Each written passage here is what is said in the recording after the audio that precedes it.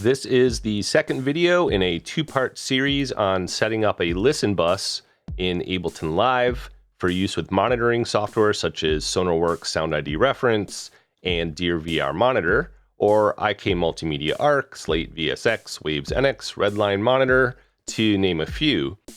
If the concept of a listen bus is totally new to you, and you haven't watched the first video on the nature of the problem we're solving with the basic setup, you can check out the video linked in the description or the info card in the upper right corner. But the basic idea is that if you're using speaker or headphone monitoring software and putting it on your master track, you have to constantly remember to turn it off when you export, or if you're in live, when you're using the resampling feature. So the solution is to use what's known as a listen bus.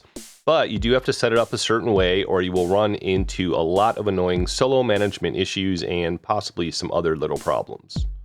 In the first video, I used this really simple live set and we solved those problems, yet we ended up with no useful metering for our Mix and Lives mixer.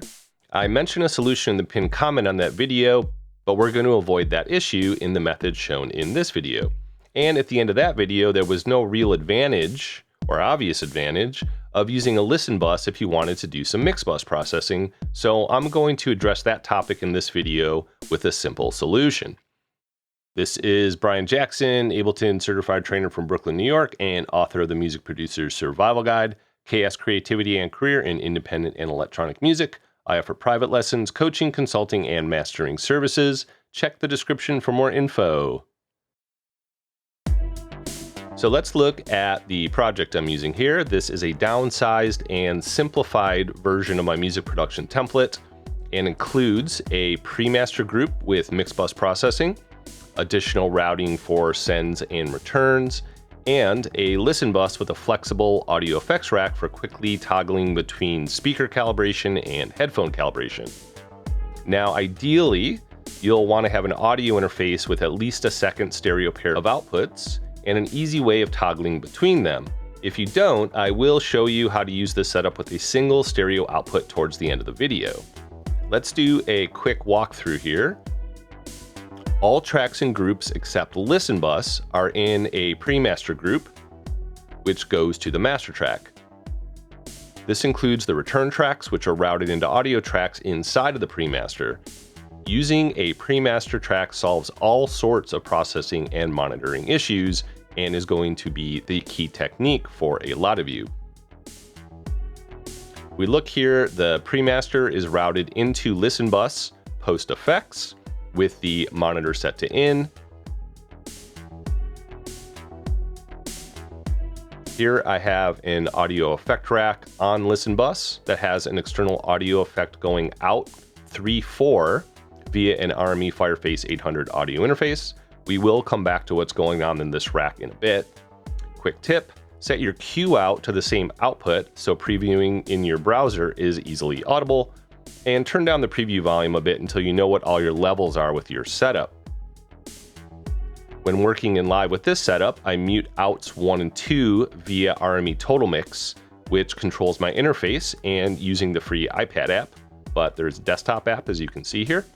This way I don't have to juggle chooser settings or toggling mutes on the master, and I still have working meters on the master track, unlike in the basic setup. Many audio interfaces do have this capability, other than the most simple ones, so just check out the mixer control app that comes with your interface if applicable. Let's now dive into the listen rack itself on the listen bus. This audio effects rack consists of 5 nested racks and 3 signal paths, as you can see in this diagram.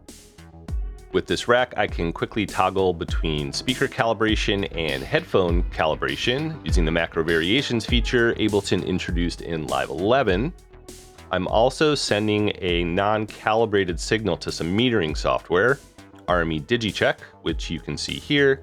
And this metering software runs off the DSP in the Fireface, so it's not using any CPU. If you're interested in videos on using Total Mix and DigiCheck, just let me know in the comments. I'd be more than happy to do so. And then I can quickly solo the mid or side signal. Speaker calibration curves can cause problems with mid-side decoders, So when trying to monitor just the mid, it can be a little problematic, usually not too bad, but when trying to monitor the side signal, it can cause really serious problems. So I'm going to make a separate video on this issue, and it is important for mixing and mastering, specifically if you're using speaker calibration software and you want to be able to monitor just the mids or just the sides. So let's look at the calibration racks themselves. My speaker rack has Sonarworks and a limiter. The limiter is only used to help offset the attenuation created for the safe headroom feature from the calibration curve. This limiter is not a perfect fix, and I am going to experiment using some other limiters actually, but it does really help as long as I make sure it's not doing any actual limiting that can affect what I'm hearing. My headphone rack has SoundID reference and DearVR monitor with a limiter at the end for the same reason. And then at the end here, I have an external audio effect going out to my audio interface.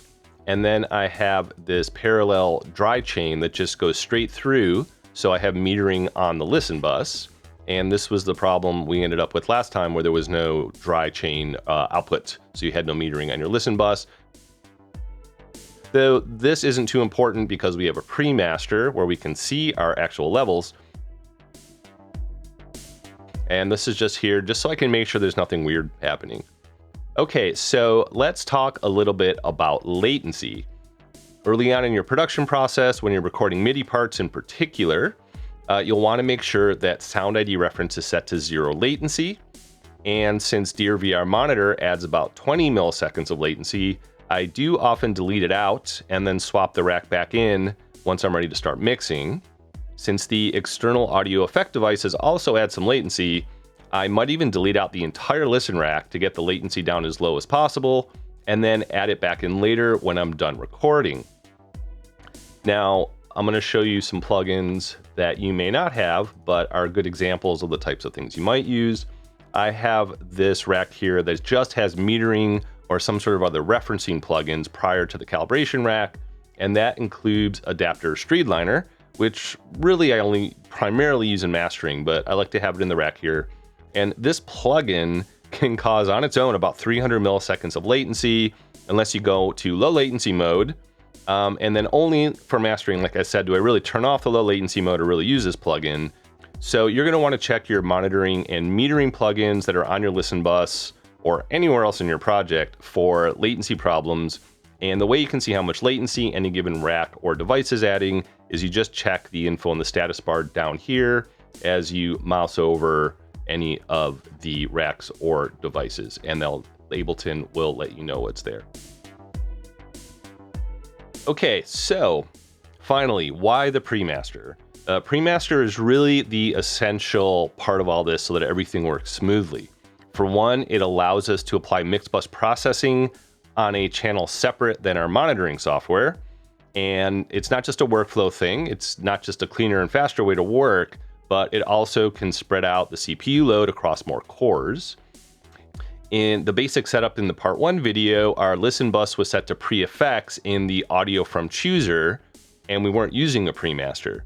So if I were to put processing on the master track and select master from the audio from chooser, then you'd have to change the monitor to post effects and then turn down the master track's fader to -infinity. Using a device to mute or reroute the master wouldn't work, since then no signal would make it to the listen bus.